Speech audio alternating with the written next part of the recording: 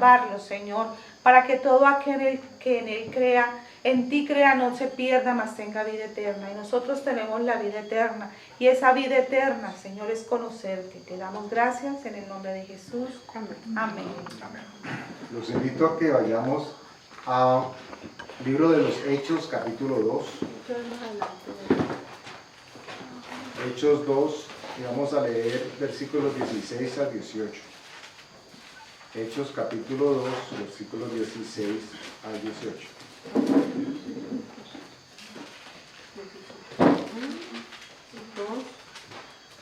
Amén. Hechos, capítulo 2, versículos de 16 al 18.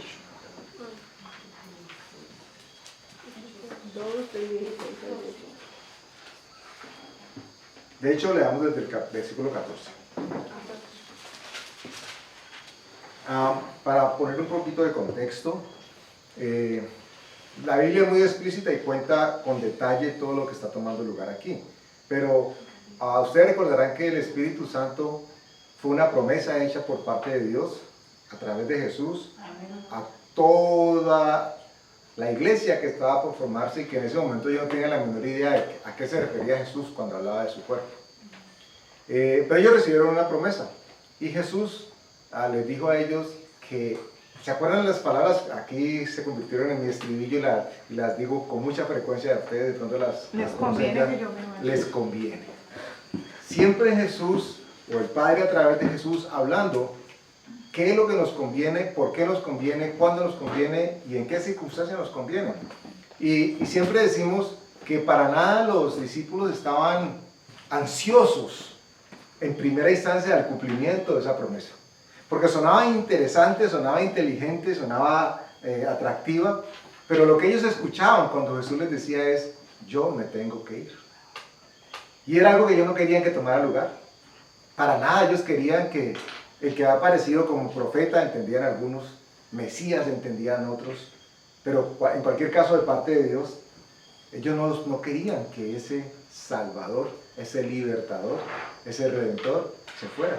Entonces cuando Él les dice, les conviene que yo me vaya, ellos no estaban en realidad tan dispuestos a escuchar esto. Yo les he contado a ustedes, y permítanme que abra con esta pequeña introducción. Yo les he contado a ustedes algo de mi testimonio cuando estaba recién acercándonos a sus pies.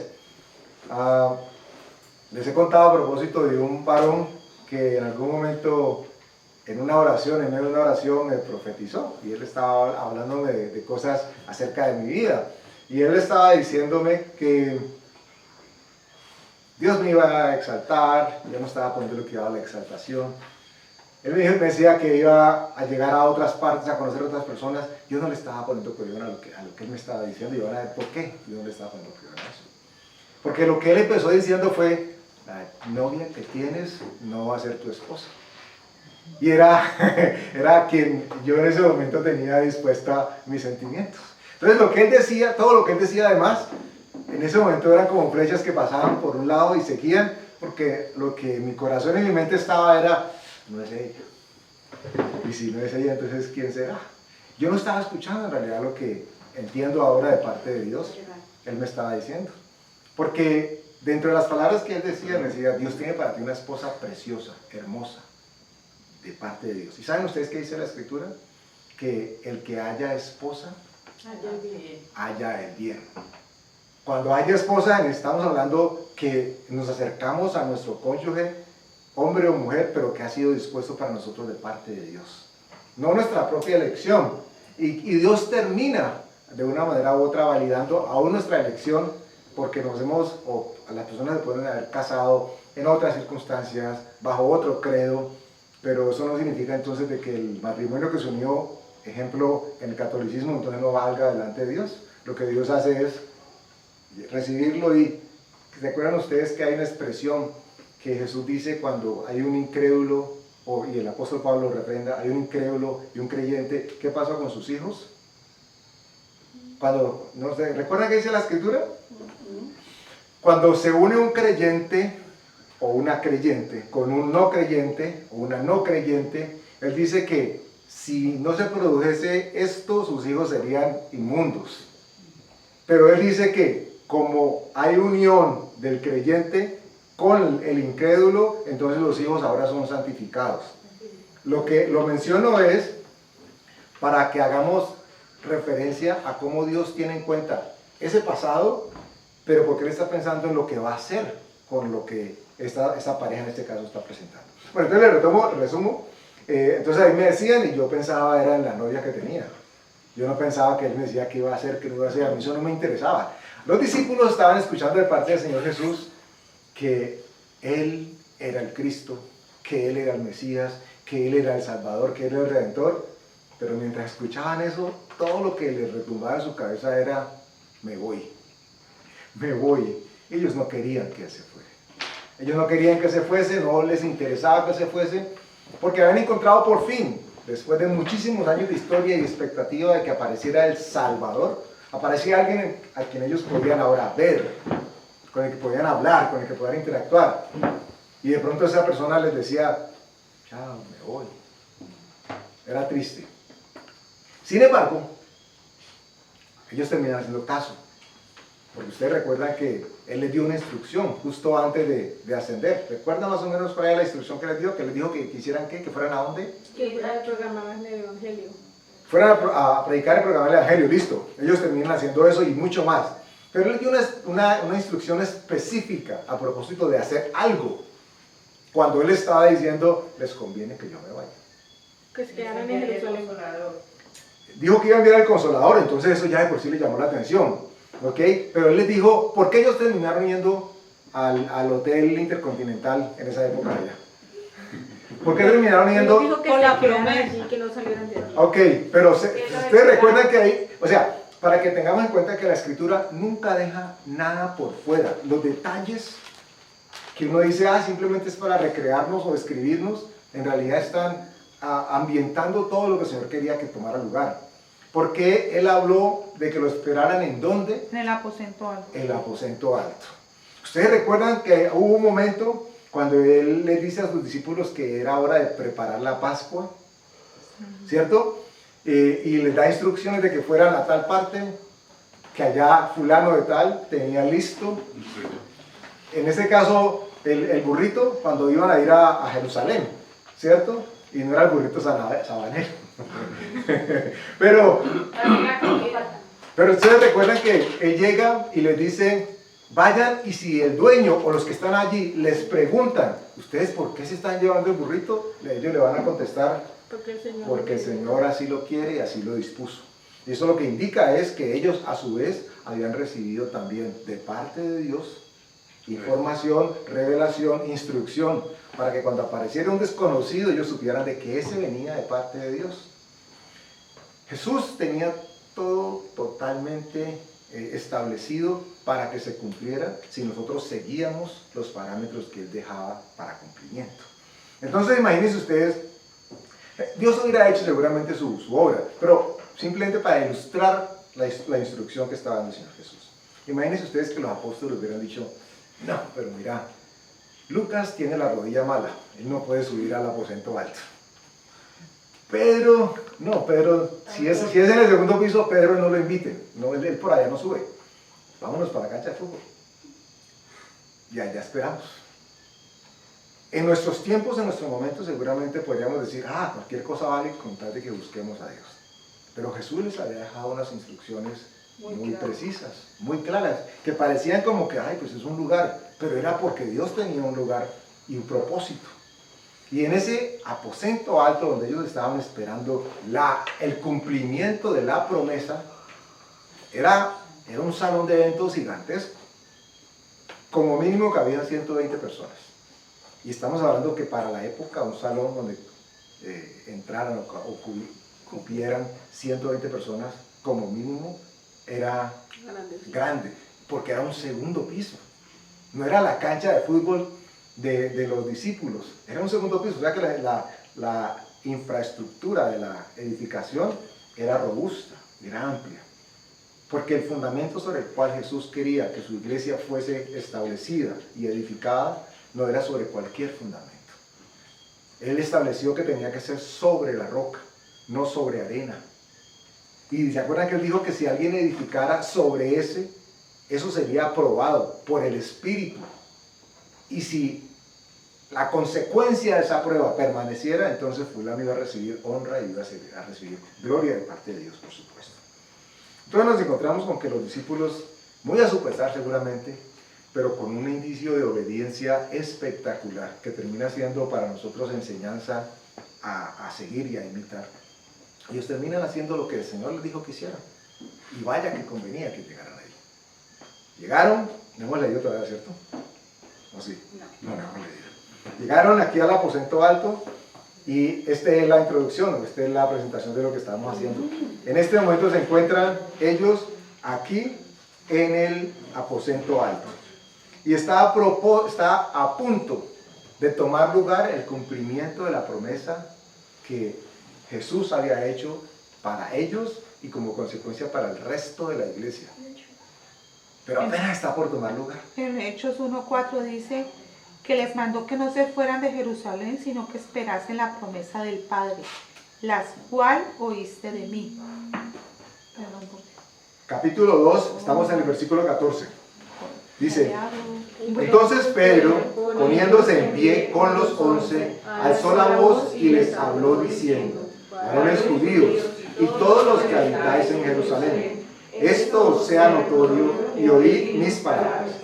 Porque estos no están ebrios, como vosotros suponéis, puesto que es la hora tercera del día. Mas esto es lo dicho por el profeta Joel. Y en los postreros días, dice Dios, derramaré de mi espíritu sobre toda carne, y vuestros hijos y vuestras hijas profetizarán. Vuestros jóvenes verán visiones, y vuestros ancianos soñarán sueños. De cierto, sobre mis siervos y sobre mis siervas, en aquellos días derramaré de mi espíritu y profetizarán. 19. Y daré prodigios arriba en el cielo y señales abajo en la tierra: sangre y fuego y vapor de humo. Bueno, aterricemos un poco el concepto de, porque hacia allá nos vamos a dividir un tanto. Ahí dice que profetizará.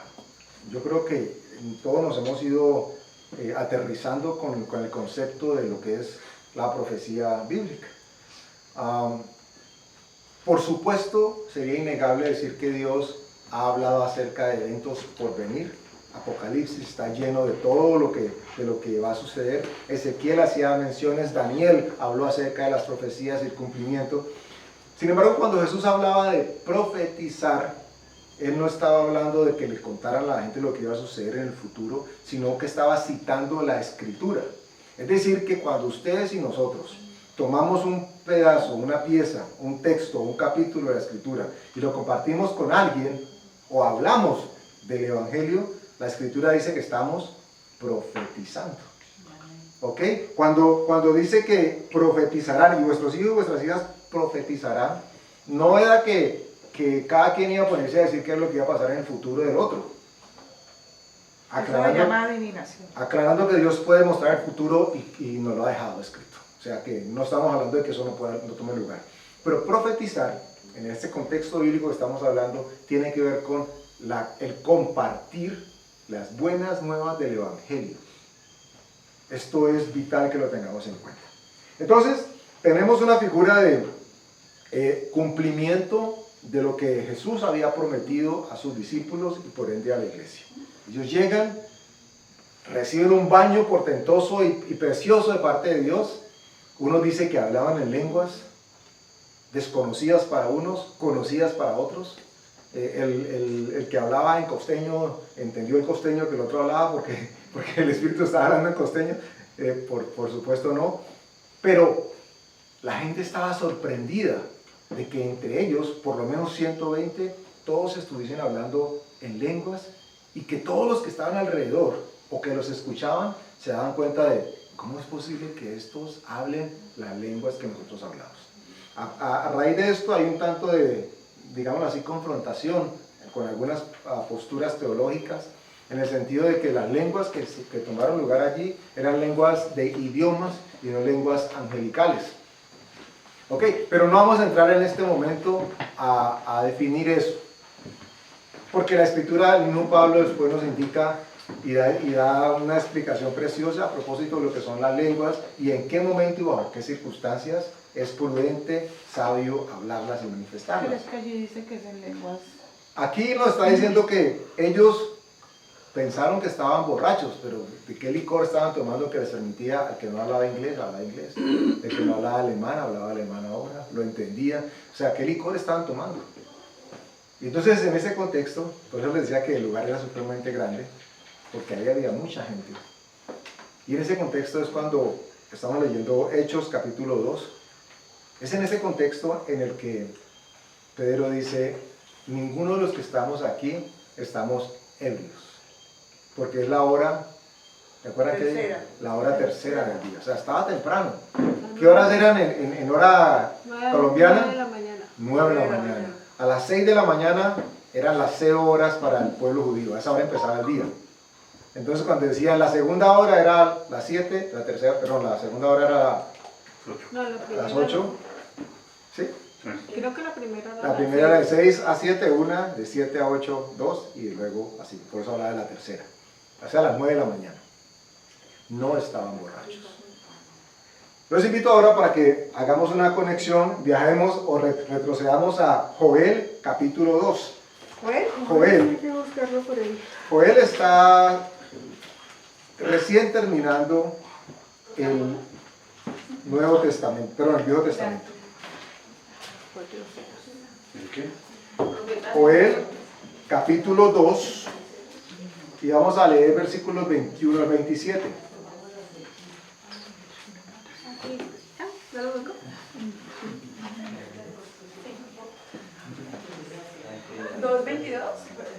Joel capítulo 2 versículos del 21 al 27. Joel 2. Si ustedes quieren, no lo vamos a hacer ahora, pero si ustedes leen todo Joel, particularmente este capítulo 2, es un contexto de la promesa que está haciendo Dios al pueblo escogido para que se cumpla este derramamiento. Por eso Pedro, cuando hace la oración y cae y se derrama el Espíritu Santo sobre todos, le dice a ellos, hey, aquí no estamos enrumbados. Lo que está tomando lugar aquí es el cumplimiento. Esto fue lo que dijo el profeta. Está citando lo que Dios había dicho previamente para asegurarse que la gente entendiera de que en ese momento, con esa acción y en esas circunstancias, se estaba cumpliendo la promesa de Dios. Y Dios quiere que nosotros tengamos algo muy presente. Es algo que tenemos que escuchar, no importa cuántas veces, no nos debemos de cansar. Dios es fiel cumplidor de las promesas que ha hecho. Amén. No nos puede caber la menor duda. Puede que algunas parecieran que se demorasen más que otras. Puede que de acuerdo a la necesidad de cada quien, entonces la persona quisiera de que esta se cumpliera ya, porque es la que necesito inmediatamente. Pero lo cierto es que Dios dice que todas las promesas en Él son amén. Son en Él sí. Y dice algo que es glorioso. Y dice, por medio de nosotros, sus hijos, se da el cumplimiento de esas promesas. Es decir, las hace para nosotros, para bendecirnos. Retomando lo que Jesús había dicho previamente a los discípulos, les conviene que yo me vaya. Ellos no querían que se fuera, pero lo que iba a quedar como consecuencia de que Él se iba a ser muchísimo mejor que la presencia física de Jesús. ¿Ustedes se imaginan que Jesús hubiese quedado en el mundo solamente físicamente? ¿Qué sucedería? ¿Qué hubiera pasado con el Evangelio? Seguramente Dios ha hecho su obra. Pero imagínense por un segundo, ¿qué hubiera significado si Jesús todavía siguiese en la tierra? O si nos hubiese tocado vivir los años posteriores después de su muerte y de su resurrección. ¿Qué hubiera pasado? Pues que no estarías disponible sino para los que estuvieran al lado de él. Tal cual. Entonces estaría toda la gente en todas las iglesias, en todos los países, en todas las ciudades, en todos los pueblos, en todas las congregaciones. ¿Cuándo será que Jesús viene a visitarnos? ¿Cuándo será que llega el profeta? ¿Cuándo será que llega el predicador? Pero tendría que decir en este caso Jesús. Y todo estaría alrededor de lo que Jesús, el hombre, pudiese hacer. Ellos no entendían eso, pero ellos querían eso. Porque ellos habían vivido con Jesús las experiencias de la sanidad, de los milagros, del poder en el Espíritu. Entonces querían eso. Pero Jesús le estaba diciendo, me voy. ¿Cómo te vas a ir? Porque le estaba asegurando que el cumplimiento de la promesa iba a traer muchísima más bendición que simplemente el complacerlos con la presencia física de Él. La ausencia de Él física iba a garantizar que tuviesen la presencia de Él espiritual por el resto de la vida. Y eso nos compete a nosotros. Versículo 21. Estamos en Joel capítulo 2. Tierra, no temas, alégrate y gózate, porque Jehová hará grandes cosas. Animales del campo, no temáis, porque los pastos del desierto reverdecerán, porque los árboles llevarán su fruto, la higuera y la vid darán sus frutos. Pausa obligada allí. Miren ustedes, de manera, a propósito, iniciamos con versículos 21 y 22, para que ustedes se den cuenta de la fidelidad de Dios. Dios hace promesa para la tierra, que es polvo, arena, pasto seco. Hace promesa a los animales, a las bestias, y las cumple. Amén. ¿Y ustedes creen que la promesa que hace a sus hijos, a su pueblo, no las va a cumplir? Si Él se compromete con el polvo, que es barro, se compromete con los animales, que son bestias, y dice, estoy firme con ustedes, ¿no lo voy a hacer ahora con ustedes? ¿Se acuerdan que en algún momento Jesús les decía, hombres de poca fe? Porque lo que necesitamos es creer. De esto Dios nos ha venido hablando últimamente. Tenemos que creer en lo que Él ya ha hecho por nosotros. A veces nos quedamos pensando o esperando en aquello que Él va a hacer por nosotros. Y resulta que para poder acceder a lo que Él va a hacer por nosotros, tenemos que creer lo que Él ya ha hecho por nosotros. Y aquí es un cumplimiento precioso de eso. Versículo 23. Vosotros también, hijos de Sión, alegraos y gozaos en Jehová vuestro Dios, porque os ha dado la primera lluvia a su tiempo, y hará descender sobre vosotros lluvia temprana y tardía como al principio. Segunda pausa. A aquellos de ustedes y a nosotros que empíricamente o así atrevidamente nos hemos atrevido a hacer algún ejercicio de siembra en la vida. Si usted recuerda por allá en primero o segundo grado, cuando la profesora Julita le dijo que llevara el granito de frijol o de alberja, no sé si ustedes recuerdan, y entonces el algodoncito y uno tenía que sembrarlo y ver cómo se germinaba. Yo creo que todos vivimos esa experiencia, ¿o no? O ya no lo hacen. Los más jóvenes, ¿cierto? Jonathan, ¿en el colegio lo hiciste? Sí, todos lo hemos hecho. Cuando la escritura dice aquí que Dios ha dado la primera lluvia a su tiempo, ¿saben ustedes qué nos está también queriendo decir Dios con primera lluvia a su tiempo? ¿Qué hace la lluvia? ¿Qué hacen las primeras lluvias? Refresca, remoja. Refresca para los que tenemos calor. Humedece. Para la siembra. A propósito de sembrar y cosechar, ¿qué hace la lluvia sobre la tierra? Crecer la mata. Pero Germinan las semillas. antes de eso, pongan en perspectiva. No. Si el ejercicio de la profesora Julita les hubiera pedido pepita de frijol, pero no les pidiera agua, ¿qué había pasado con ese frijol? Prepara la tierra. Se seca, ¿cierto? Entonces, ¿qué es lo que hace el agua? El agua prepara la tierra, la deja tierna, la deja suelta, la prepara para que los nutrientes que hay en ella se suelten y la semillita pueda germinar. Pero ¿qué pasaría si, tal vez ustedes lo hicieron, o yo lo hice, si uno ve que la semilla está germinando, ya germinó, ya salió algo verde, y usted decide convertirla en una cosecha hidropónica, o sea, es decir, le echó un galón de agua completo a la semillita. La hoja, ¿cierto? Cuando la escritura nos habla de lluvia temprana, nos está hablando de parte de Dios, agua para preparar la tierra. ¿Y qué ha dicho Dios? Mantengan el contexto. ¿Qué ha dicho Dios de ustedes y de nosotros? ¿Con qué nos compara? Que somos buena Tierra tierra. fértil. Somos tierra buena. Tendríamos que todos percibirnos como tierra buena. Y cuando hemos hablado de agua, siempre procuramos que hagamos la asociación de agua con ¿qué? Palabra. La palabra de Dios. Jesús lo dijo cuando los discípulos estaban alrededor de él. ¿Recuerdan con el tema del lavamiento? Les dijo, ustedes ya han sido limpios. ¿Por qué? ¿Cómo los limpió? ¿Cómo los lavó? Por la palabra. Por que la les palabra he que os he hablado. Entonces, tenemos la figura de la tierra seca, seca, seca. Eso éramos seguramente todos nosotros, hasta que Dios llegó a nuestras vidas. No sabíamos que éramos secos. Tal vez creíamos que eran los más fértiles, pero en realidad no producíamos nada para Dios que fuese bueno. Todo lo que producíamos era matojos, cizaña seguramente y abrojos. Pero para nosotros eran lindos.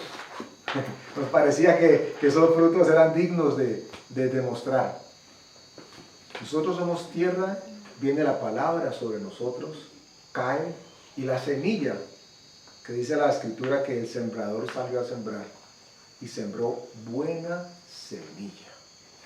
Ustedes y yo, cuando recibimos la palabra de Dios, sin lugar a dudas tenemos que ubicarnos como tierra buena, pero que sin agua hubiese sido imposible que en nosotros la semilla de la palabra de Dios hubiese dado frutos. Ahora, mantengan la perspectiva. ¿Qué han escuchado ustedes que sucede o que ha sucedido con algunas personas que dicen que se dedicaron a leer la Biblia como locos? Ya les dije.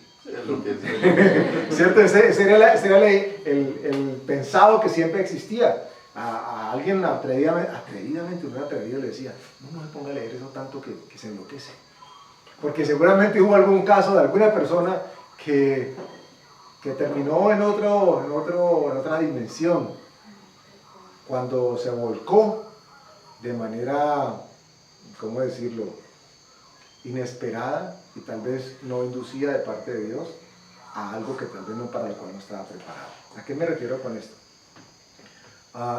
La palabra nunca nos va a hacer daño, pero hay momentos para que recibamos qué palabra, qué tipo de palabra, qué palabra nuestro corazón está dispuesta a recibir. ¿Por qué? Yo no sé si ustedes se lo han pensado. ¿Por qué normalmente cuando se habla de predicar el evangelio nos han enseñado de que hablemos de proverbios, que hablemos de los evangelios?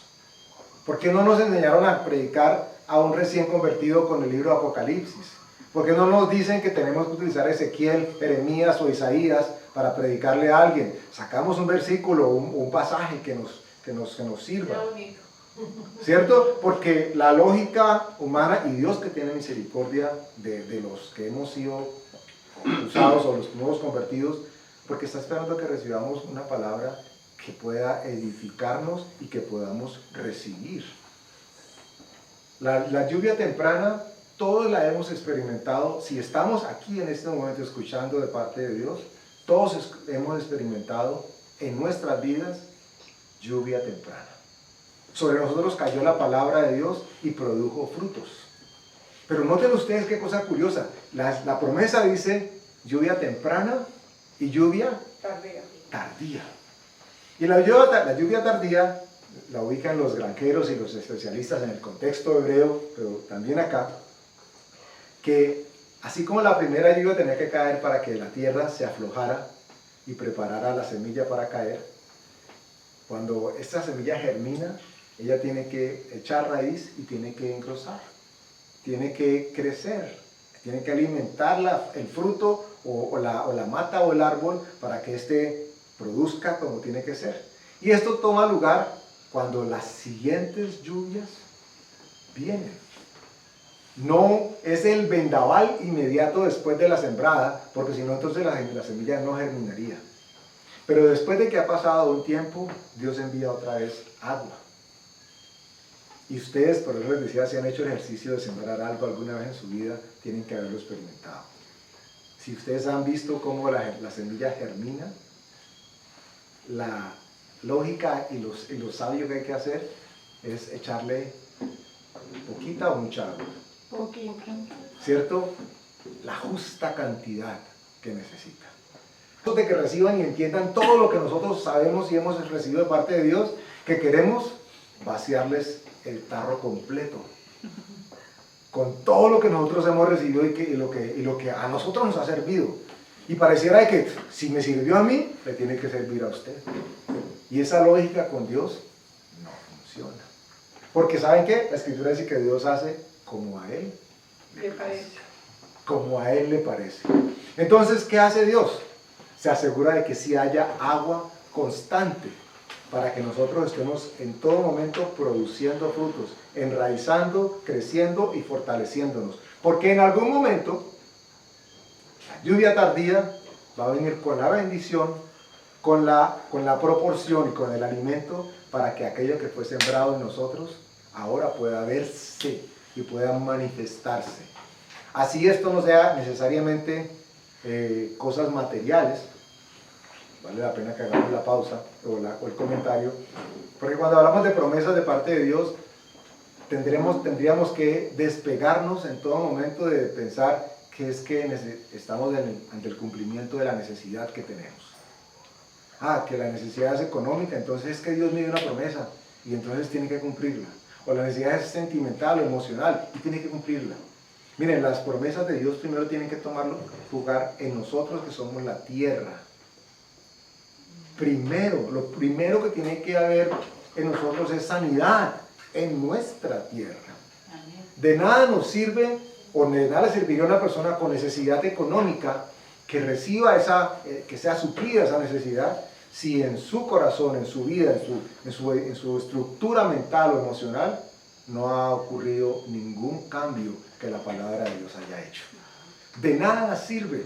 Esa persona lo que simplemente va a pasar es que recibe la bendición de la necesidad que tenía y muy probablemente se vaya.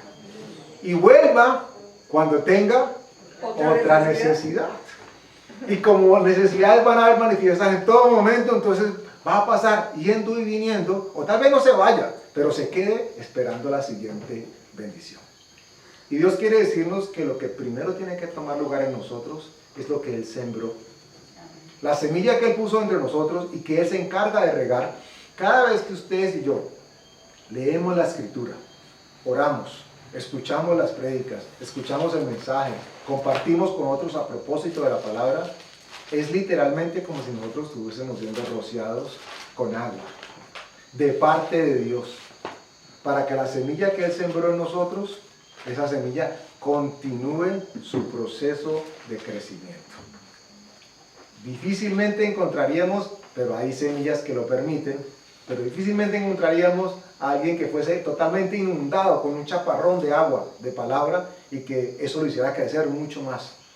Porque lo que Dios va a hacer es dosificarnos, nos va a dar cada uno a nosotros aquello que podemos entender, que podemos recibir.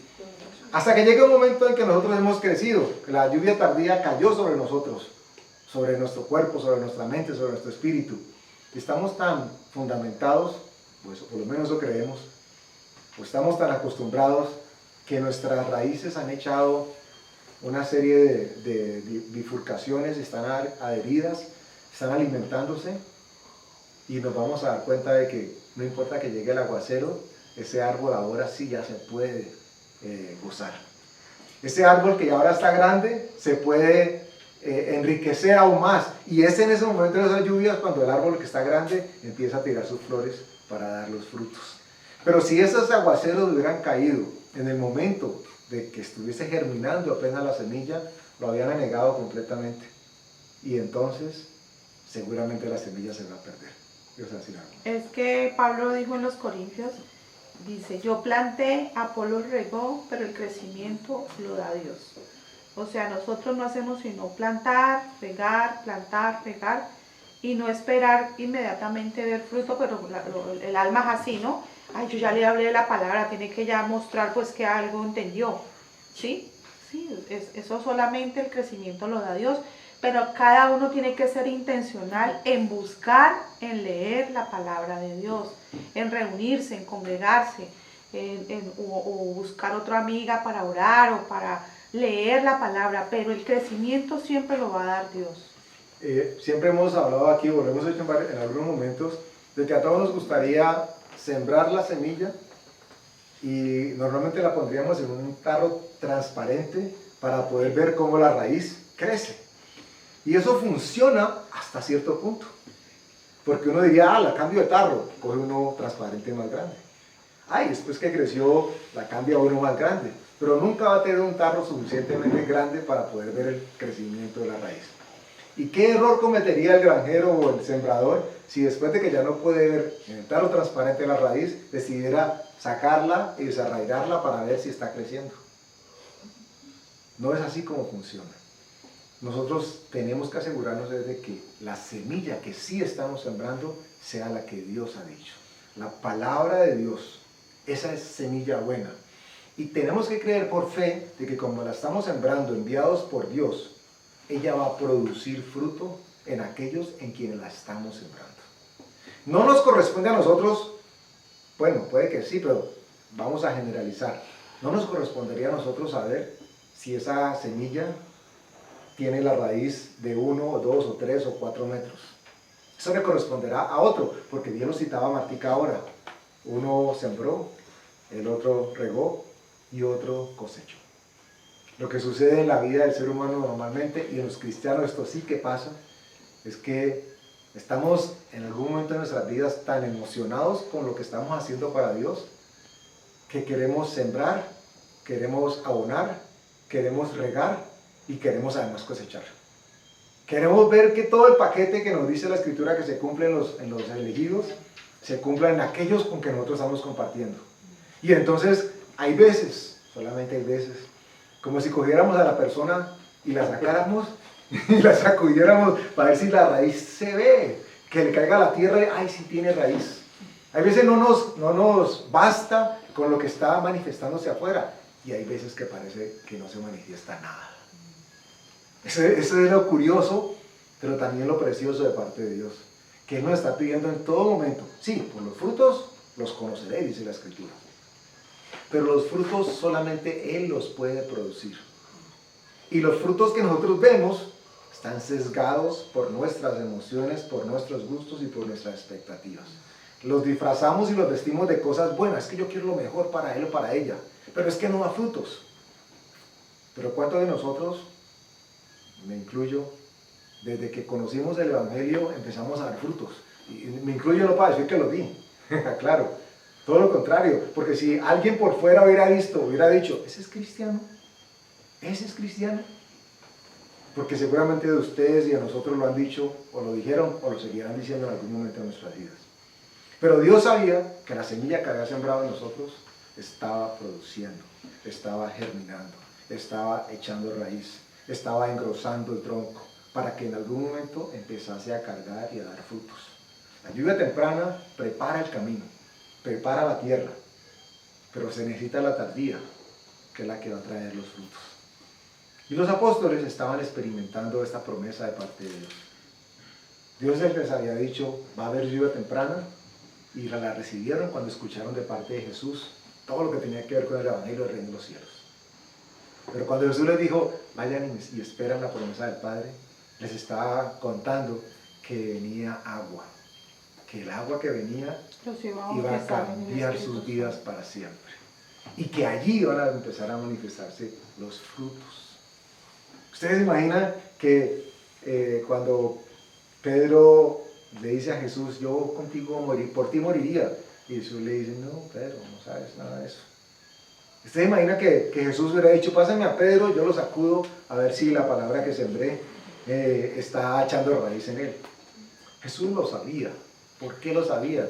Porque él creía que lo que Dios había prometido se cumplía sí o sí. No necesitaba de frutos. Jesús no se desesperanzó y no se desilusionó cuando, ay no, es que Pedro me falló. Ay no, Padre, sácame de este ministerio.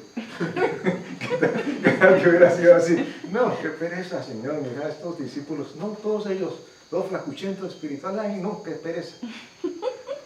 que hubiera sido así. ¿Y cuántas veces nos hemos encontrado, no sé si ustedes o nosotros, en circunstancias similares en las que hablamos con alguien, le sembramos la palabra a alguien y tenemos expectativas y como que, ay no, Señor. Ay, no. Este no funciona. Que los ministros fulanos o perenceja porque... Está como mula Rusia. Y lo que tenemos que asegurarnos de entender es que de parte de Dios, si Él sembró la semilla, y eso es lo que tenemos que estar Es el que seguros. hace crecer. Por eso es vital que nosotros empecemos a aprender a no hacer las cosas en nuestras fuerzas, ni por nuestros impulsos, ni por nuestras emociones, sino guiados por lo que la palabra de Dios confirma y pone en nuestros corazones. Cuando lo hacemos, estamos asegurándonos de que es Dios el que está sembrando la semilla, no nosotros. Si de nosotros dependiera, agarrábamos a bate, a sartén, a pellizcos, a lo que fuera, al que tenemos enfrente, con el ánimo de que aprenda lo que nosotros hemos aprendido. Es así. Todos quisiéramos que entendiera, pero es que no entiende. Y nosotros estuvimos allí también. Y es más, seguramente todavía estamos allí, en muchos aspectos de nuestras vidas. Si habláramos con otras personas que han caminado ese camino, dirían, ¿de qué habla, mío? Está igual, o peor. Pero la palabra que ha sido sembrada a nosotros, si Dios la sembró, está produciendo frutos. Los veamos o no. La palabra dice que por sus frutos vamos a ser conocidos. Eso dice la Escritura. Y también dice que no por vista ni no por lo que vemos, sino el corazón es el que conoce a Dios. Dios conoce a cada persona. De eso se trata. Cuando un árbol crece, los que han sembrado árboles, o nos hemos atrevido a sembrar un árbol, nos dicen, no sabemos si es macho o hembra. Uno dice, ¿cómo sabes si es macho o hembra? No sé si ustedes están enterados del tema de la siembra. En estos días, hace unas 2 o 3 semanas, Dios me viene inquietando con el tema de la siembra. Y le dije a Martica, caminamos para la galería y compramos un poco de frutas. Y dije, voy a ponerme a sembrar, vamos a poner a germinar y estoy en esas. Pero leí a propósito y decía, no, es que tienen que estar sembrados los árboles uno seguido al otro, porque es probable que uno de los dos sea macho o el otro sea hembra. ¿Ustedes están enterados de eso? Yo sí. ¿Sí? Sí. ¿Saben el por qué? Sí, la hembra claro. Ahora me desayuno de eso. Sí. ¿Saben el por qué? Ya les cuento y no es que me la vaya a picar de botánico. Porque ellos se polinizan entre sí y el arbolito. Es que yo tengo, por ejemplo, un mamoncillo. Y tenía mamoncillo que dio fruto y un mamoncillo que no. Y cuando empezó a dar mi mamoncillo que daba fruto, lo mató en un rayo. Y quedó el macho, ese sí no da fruto. Y quedó, y es lindo y todo, pero no da. Mamoncillado. Sí, también O sea que el Sí, rayo mató a la mamoncilla. El rayo me mató la mamoncilla. El mamoncillo quedó solito. Dicen los expertos Quedó viudo. que dependiendo del tipo de árbol o de fruto, el árbol, la fruta en particular, tiene 2 momentos en los que su floración en principio puede que sea femenina, ¿ok? Y luego después de un tiempo sea masculina. Cuando esto sucede, es poco probable que haya polinización, porque cuando el efecto femenino está abierto, no hay cómo llegue el masculino. Y si tiene un árbol por fuera similar, entonces lo que va a pasar es que de ahí traen, por eso se llama polinización. La abejita. Vienen las abejitas, las mariposas, los mismos pájaros y polinizan el coso. Si esto no se da, no hay frutos. Entonces aparece el sabido árbol macho, que uno dice, Nunca dio fruto. nunca dio frutos, y da unas flores, pero unas hojas espectaculares, y ese tronco así bonito, y los frutos. Bueno, aterrizando todo esto a Dios, cuando Dios es el que ha sembrado la semilla, número 1, tenemos la seguridad de que la semilla que Él sembró es la semilla buena. No es una semilla injertada, no es una semilla tratada ni modificada genéticamente. Es una semilla que Él sabe que va a producir en nosotros. ¿Por qué sabemos que Él sabe? Porque nos dijo que toda palabra que sale de la boca de Dios, ¿qué dice que hace la palabra? No regresa. No regresa vacía. Eso nos garantiza de que absolutamente todo lo que está en la Escritura, desde la primera letra de Génesis 1 hasta la última en Apocalipsis 22, todas se convierten en una semilla. Si es Dios el que la ha sembrado. Si es mi interés para que la persona conozca, y es a cocacho limpio que tiene que conocer la Escritura, es probablemente que salga un macho. Salga un macho. Y entonces algunos dicen, es que no es una ovejita, es un cabrito. Sí, hay gente que se comporta más como cabrito que como ovejita. Pero si es la palabra de Dios la que cayó dentro de nosotros, ella va a producir frutos. Miren, les decía ahora que Dios tiene cuidado de la tierra, de las bestias, y dice, y a vosotros, para que no nos equivoquemos y sepamos de que a nosotros también nos compete la promesa. Les contábamos, y ya voy cerrando, nosotros pusimos aquí afuera en un pasillo un pasto sintético, y ese pasto sintético era de los finitos, no porque lo hubiéramos comprado fino, sino que así lo conseguimos. La mamá dice que es que es fino, no, era bueno, de esos de sintética de cancha de fútbol. Entonces tiene una altura de pasto razonable. Y conforme empezó a caer la tierra, las hojitas se descomponían, el tronco que estaba encima empezó a botar cositas, del pasto sintético empezaron a salir matas. Ahí está. Y uno dice, O sea, era una pasta. era una pasta. No, porque si era alto, ella se posaba agüita y... Es que la lógica nos dice que si las condiciones son las adecuadas, todo lo que se requiere es una buena semilla para que esta produzca fruto. Y no se ha podido quitar eso de ahí. ¿No? Es un pasto que da mata, un pasto sintético. Y da Ojo, mata. y alguien dirá, pero es que ¿Está bajo el tierra? eso te iba a decir, alguien dirá, es que lo puedo haciendo la tierra. No, está encima de la baldosa. No, lo que Y pasa sí. es que cuando llueve, que baja con tierra, seguramente la tierra se ha ido quedando Ahí allí. está el tema del agua. ¿Sí es lo importante del agua? Pero resulta que yo le he quitado la tierra al pasto sintético que ha chorreado pues el agua para que no siga dando matas y no vuelve y da matas. Eso está lleno allí de matas. Es que ese pasto que está allí son unos pedazos que nos regalaron del pasto grueso, del sintético grueso, alto. Los que están acá, ese sí lo hemos comprado nosotros, es más delgadito, pero ese no está en el contacto con el agua. Pero eso ha sido un gallo quitarle las matas de pasto sintético. No quita y no quita. Una vez dio una suculenta y crecía y crecía. Pero ¿y sobre qué está sembrada? El pasto sintético. Bueno, lo que Dios quiere asegurarse para nosotros es que nosotros no estemos sembrados en pasto sintético. ¿Ok? Ahí está la gran diferencia entre el crecimiento y los frutos que se deben producir en nosotros. Si Dios dice de nosotros que somos buena tierra, y lo somos no porque seamos buena tierra, sino porque Él dice. Y porque nos hizo Y bueno. porque Él, ya sabemos que cuando Él dice es. Y lo que no era cuando Él dice que es, pues ya es. Entonces, si Él dice que somos buena tierra, es porque somos buena tierra. Ah, pero es que no parecemos buena tierra. Él dice que sí. Y Él se encarga de que la semilla que sembró, su palabra en nosotros, produzca fruto. En algunos casos dice al 30, al 60 o al 100 por uno. Y uno dice, ay, del 100 al de 100, si no es de 100 no. Imagínense, tal que uno dijera así a Dios, Señor, si no crezco al 100% no. Cuando ella dijo, unos van a crecer al 30, otros al 60, o van a crecer, no a producir, 30, 60 y 100 por uno. Lo que tenemos que asegurar, insisto, es que la semilla que está siendo sembrada en nosotros es palabra de Dios. Para que no haya nada sintético en nosotros. Todo comentario que el predicador o predicadora de turno esté tratando de recolectar para ambientar la palabra o el mensaje es totalmente anecdótico, y si se olvidaran de todo eso y solamente se quedaran, insistimos sobre esto, ay, ¿de qué fue la prédica? ¿Fue la prédica? Joel 2. Eso es todo lo que tenían que recordar.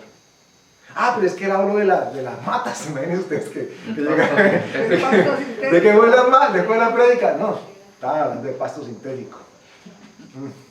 Bueno, tiene una enseñanza y gloria a Dios por la asociación. Pero lo que tiene que quedar en nosotros es la palabra. Lo demás es ambientación. Así nos aseguramos de que nuestra fe no está cimentada sobre la arena, sino sobre la roca, como dice la Escritura. Amén. Vamos a darle gracias a Dios. Padre, tú eres fiel, Señor. Tú nos prometes y nos dices en tu palabra que aunque nosotros fuéramos infieles, tú permaneces fiel porque no te puedes negar a ti mismo, Señor. Te damos gracias por el privilegio de recibir y escuchar tu palabra, Señor. En estos días escasea la palabra, Señor, porque hay bastante superficialidad en los mensajes, Señor. Porque en algunos casos es sintética, Padre. Perdónanos si en nosotros ha caído semilla que no ha dado los frutos que tenga que dar, porque tal vez hemos puesto un tapete alrededor de nuestra vida, nuestro intelecto, nuestras emociones, han impedido que den el fruto que tengan que dar, Señor. Pero tú dices de nosotros que somos buena tierra, Señor. Siembra en nosotros, Señor. Venos aquí, Padre. Multiplícate en nosotros, Señor. Permite que tu Espíritu Santo ministre nuestras vidas para que la tierra que nos has hecho permanezca con todas las condiciones, Señor, para que todo lo que tú siembres en nosotros produzca fruto, Señor. A 30, a 60 o al 100%, pero que produzca fruto, Señor. Te damos gracias en el poderoso nombre de nuestro Señor Jesús. Amén y amén.